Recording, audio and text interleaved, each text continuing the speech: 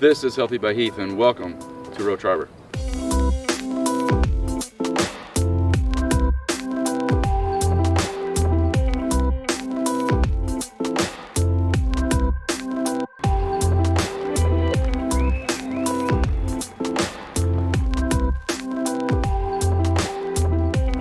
When you're in Roche Harbor, the place that you would want to stay, it seems like, would be the McMillin Suites, room 262.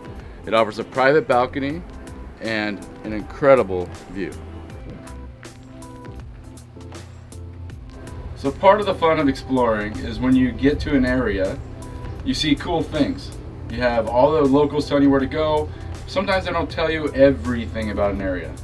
When we were walking around Roche Harbor, in all the beautiful areas we were told to go to, we stumbled upon what looks like an abandoned fort from centuries ago, or a century ago, who knows? I have no idea what this is. I'm gonna go find out what it is and I'm gonna report back to you.